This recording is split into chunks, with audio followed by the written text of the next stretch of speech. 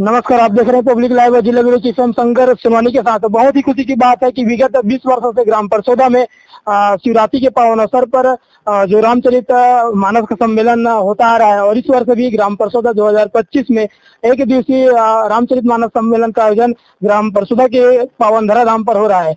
यहाँ के जो इस धर्मवंश की उद्घाटन है रामचरित मानस के अतिथि आए हुए हैं, उनसे जानते हैं किस प्रकार से इस आयोजन का सफल ग्राम परसौदा में होता आ रहा है। सर नमस्कार, पब्लिक लाइव में। नमस्कार जी, आप सभी का सम्मान है जी। और जहाँ तक सवाल है कि ये तो एक आध्यात्मिक कार्यक्रम है जी, और इस बस्ती में आप भी देख रहे हैं, आपका गांव है, हर कस्बे हर मोहल्ला में एक आध्यात्मिक कार्यक्रम होते चले जाए। मैं देखा वहाँ पर भी चौक में, उधर भी है, यहाँ पर भी है, तो इतना लोगों में रुझान है और ये हमारे लिए एक शुभ संकेत है कि आज की जो व्यवस्था है जी, जिसमें हमारा न्यू जनरेशन बर्बाद हो चुका है, जी, कम से कम उनको एक सुधारने का एक मंच है जी, जिससे कम से कम एक आध्यात्मिक ज्ञान है, उस ज्ञान के माध्यम से हम एक अच्छा नागरिक के रूप में स्थापित हैं। जी। जिस प्रकार से ग्राम परसौदा लगातार आध्यात्मिक क्षेत्रों में विकास कर रहा है, इसका आपका भी हाथ हमने पिछले विगत दिनों से ग्राम परसौदा में देखा है। इस बारे में आपका क्या विचार है, किस प्रकार से ग्राम परसौदा आध्यात्मिक के क्षेत्र में लगातार वृद्धि कर रहा है? मैं तो इसको हमेशा कहते चले आया हूँ कि इस पैदाइशी मेरा यहाँ है और जिस स्थान पे मैं खड़ा हूँ, जी, मैं अभी तमाम हमारे जो हमको छोड़ के चले गए हैं हमारे सियान लोग, जी, उसको मैं याद करता हूँ कितना आत्मिकता रहा है और किस ढंग से इस गांव को उन लोगों ने संचालित किया है। तो हमारा एक नैतिक कर्तव्य बन जाता है कि हमारे जो पीढ़ी है जो हमको छोड़ के गया है, जो विरासत दिया है, जी, हम उसका अनुसरण करें। जी, और आप लोग जानते होंगे, आप लोग बच्चे हमारे पूर्व जमाना है, यहाँ पर भगत बाबा था, जी, जी, बाल सिंह दाऊ था, हरिराम थे, है ना, और कितने लोग जो थे जी, जिन लोगों ने इस गांव को कैसा संवारा था। जी, तो अब नहीं है तो हमारा एक नैतिक जिम्मेदारी बन जाता है, जी, हम कम से कम इस आध्यात्मिक रूप से इस गांव को संवारे और बचाने का कोशिश करें। यही हमारे बीच युवा जो श्रेयांश नाटम या श्रेयांश भी अभी हमारे बीच पहली बार ग्राम परसौदा के धरा पर कदम रखे हैं। आइए हम उनसे जानते हैं किस प्रकार से ग्राम परसौदा का जो माहौल है, सम्मेलन रामचरित मानस का आयोजन यहाँ पर हो रहा है, क्या कहना है ग्राम परसौदा के बारे में? ऐसे तो बहुत छोटे उम्र में हमको अतिथि बना दिए, तो गांव वालों का बड़प्पन है बहुत ज्यादा। जी, और ये तय बात है कि जब भी ग्राम परसौदा में कुछ भी आयोजन होगा या कुछ भी भव्य, तो उसमें तन मन धन से मैं एकदम खड़ा रहूंगा। जी, इसमें कहीं कोई दिक्कत नहीं। और ऐसे भी ये आध्यात्मिक क्षेत्र है, हमेशा ग्राम वासियों का हमेशा सहयोग रहा ही है हमको, चाहे वो किसी रूप में भी रहे। जी, थैंक यू। हमारे बीच आदरणीय बड़े भैया भी मौजूद है, उनसे भी जानेंगे किस प्रकार से ग्राम परसौदा का सानिध्य उनके लिए रहा है। बस ग्राम परसौदा का सानिध्य हमें हमेशा मिला है, जी, हमेशा ग्राम परसौदा का हमें आशीर्वाद मिला है। निश्चित रूप से इस कार्यक्रम से जी, ग्राम परसौदा का माध्यम यही है कि भगवान श्री राम के चरित्र को अपने जीवन में अपनाना है। जी, बस इतना ही कहना चाहूँगा। जी, थैंक यू। तो आप देख रहे हैं पब्लिक लाइव जिला bureau chief M Shankar Sonwani के साथ किस प्रकार से ग्राम परसौदा में लगातार 20 वर्षों से रामचरित मानस शिवरात्रि के पावन अवसर पर किया जा रहा है। इस वक्त भी हमारे ग्राम परसौदा में एक दिवसीय रामचरित मानस का यहाँ पर आयोजन किया जा रहा है। देख सकते हैं पीछे हमारे बीच ग्राम परसौदा की रामचरित मानस की मंडली यहाँ पर व्याख्या करने के लिए पहुंचे हुए हैं और कुछ ही क्षणों पश्चात यहाँ पर जो रामचरित मानस का जो कार्यक्रम है सुचारू रूप से संचालित होगा। तो जिला वालों की तमाम बड़ी खबरों के लिए बने रहिए पब्लिक लाइव जिला bureau chief M Shankar Sonwani के साथ। Thank you. नमस्कार, आप देख रहे हैं पब्लिक लाइव छत्तीसगढ़ हेमशंकर सोनवानी के साथ जिला वालों से लगा हुआ रुद्रेश्वर महादेव, जहाँ पर आप शिवरात्रि के पावन जो भक्तों की यहाँ पर काफी संख्या में भीड़ नजर आ रही है। और इस वक्त हम मौजूद है रुद्रेश्वर महादेव के जो श्री कृष्ण मंदिर पर, जहाँ पर आप देख सकते हैं कितने भी भक्तजन यहाँ पर दर्शन करने के लिए पहुंचे हुए। यहाँ के जो पंडित हैं उनसे हम जानने का प्रयास करते हैं किस प्रकार से शिवरात्रि के पावन अवसर पर यहाँ जो रुद्रेश्वर महाघाट का आयोजन यहाँ पर हो रहा है। हमारे यहाँ स्नान दान 4 बजे से चालू है जी, और सुबह 5 बजे से प्रसादी वितरण, पोहा का और हलवा का ये सब वितरण हुआ है। जी, और श्रद्धालु लोग गाँव से आ रहे हैं। जी, यहाँ पर किस प्रकार का जो शंकर भगवान का दिन कहा जाता है या शिवरात्रि का दिन, तो किसी प्रकार का रुद्र जाप या किस तरह का आयोजन आपके मंदिर समिति द्वारा किया जा रहा है यहाँ पे? अभी रात में होगा महाआरती, 12 बजे रात को होगा जी, और उसके साथ साथ किस प्रकार का आयोजन यहाँ पर देखने को मिलता है? जैसे पर्व में, आने वाला पर्व है नवरात्रि या किस प्रकार का जो धार्मिक पर्व है, तो इस प्रकार का आयोजन आपके समिति द्वारा किया जाता है? ये ज्यादा नहीं। अष्टमी को यहाँ रामायण का प्रोग्राम होता है, जी, डांडिया का होता है, दही लूट होता है। जी, महाशिवरात्रि के पावन अवसर पर भक्तजन को क्या संदेश देना चाहेंगे? किस प्रकार से आज के दिन शिव जी की आराधना करनी चाहिए? शिव जी का अपना तन मन से आराधना करना चाहिए जी, और किसी प्रकार के विघ्न बाधा माता ऐसे टाइप के अपना शांतिपूर्वक से मनाना चाहिए। ऐसा कोई उपाय जो विशिष्ट जो आज शिव के जो भक्त जन है उसको प्रसन्न करने के लिए किया जा सकता है? उसके लिए महारुद्र जाप करना चाहिए। जी, पब्लिक लाइब्रेरी छत्तीसगढ़ जिला वालों से लगे रुद्रेश्वर महाघाट पर इस वक्त हम शिवरात्रि के पावन अवसर पर मौजूद है। यहाँ पर कृष्ण भगवान का मंदिर है। यहाँ पर लाखों भक्त हजारों की संख्या में यहाँ पर दर्शन करने के लिए शिवरात्रि के पावन पर्व पर पहुंचे हुए हैं। यहाँ के महाराज जी ने बताया किस प्रकार से जो रुद्रेश्वर महाघाट है उसके समिति द्वारा अनेक पर्वों पर अनेक प्रकार का आयोजन यहाँ पर होता रहा है और आज के शिवरात्रि के पावन अवसर पर यहाँ पर प्रसादी रूप में पोहा और अन्य अनेक प्रकार के जो पकवान यहाँ पर भक्तों को मिला है। साथ ही यहाँ पर नवरात्रि में विशेष प्रकार की आयोजन होता है और साथ ही आज रात्रि में महाआरती का कार्यक्रम भी रुद्रेश्वर महाघाट समिति द्वारा किया गया है।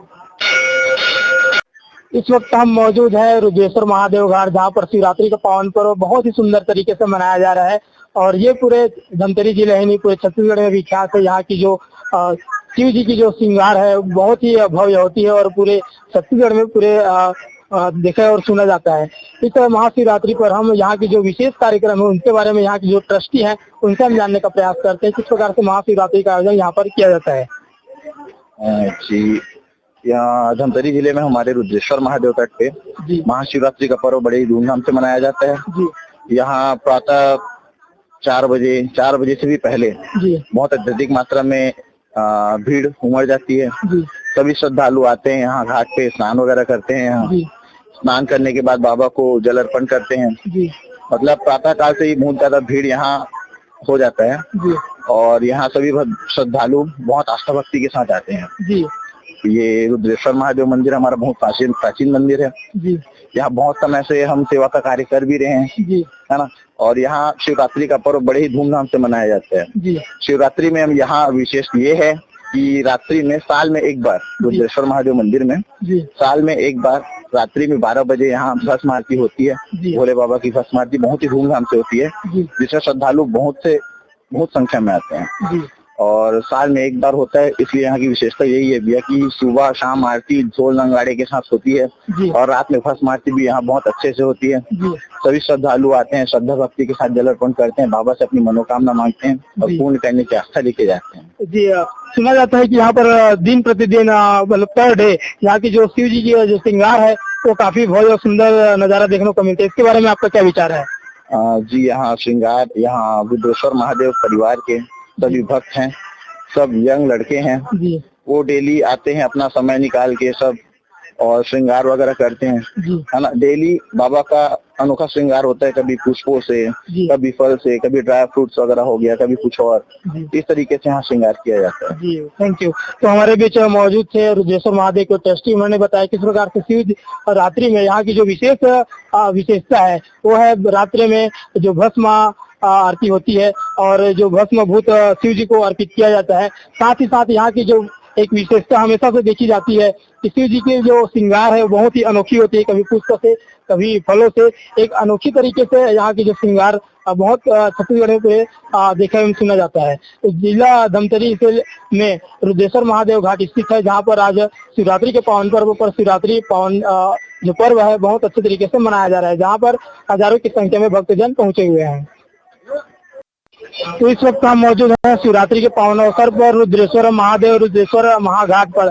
आप देख सकते हैं कितने लंबी भीड़ यहाँ पर भक्तों की जो शिव जी के दर्शन करने के लिए यहाँ पर पहुंचे हुए हैं। शिवरात्रि का पावन पर्व बहुत ही खास बनाता है। आज ही के दिन शिव जी का दिन माना जाता है और भक्तजन आज के दिन जल अभिषेक करके शिव जी को प्रसन्न करने की कोशिश करते हैं। आप देख सकते हैं किस प्रकार से महादेव घाट रुद्रेश्वर महादेव पर भक्तों की यहाँ पर भीड़ लगी हुई है दर्शन करने के लिए और अंदर जो शिव जी की जाप भी यहाँ पर संचालित हो रहा है। तो आप देख सकते हैं कितनी भीड़ों में यहाँ पर दर्शक पहुंचे हुए हैं शिव जी की दर्शन करने के लिए और यहाँ पर जल अभिषेक करने के लिए।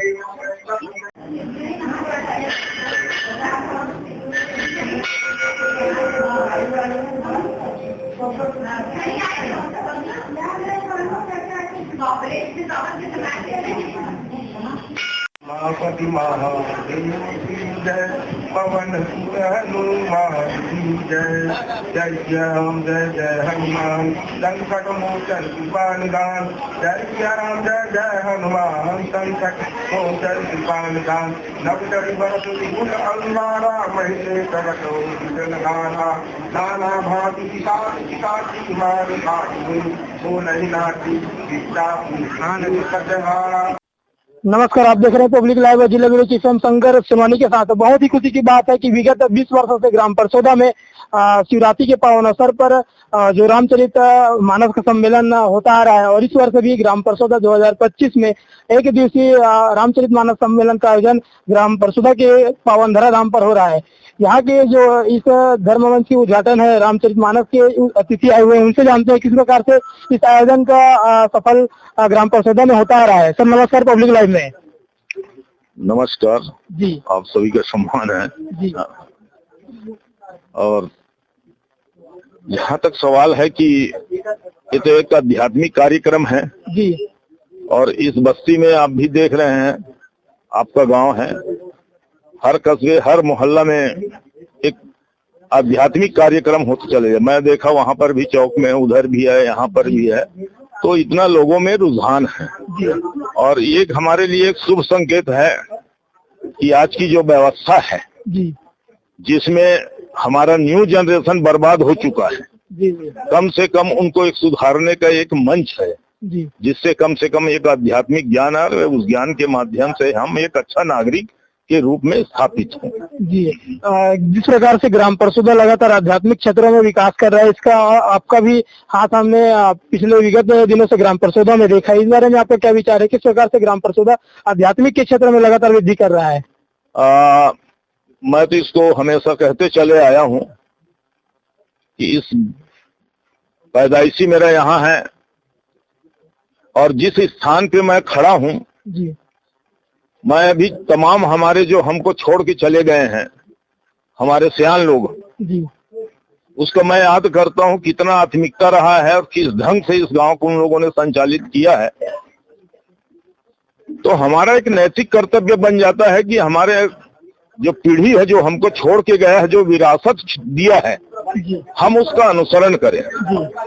और आप लोग जानते होंगे, आप लोग बच्चे हमारे पूर्व जमाना है, यहाँ पर भगत बाबा था, जी, जी, बाल सिंह दाऊ था,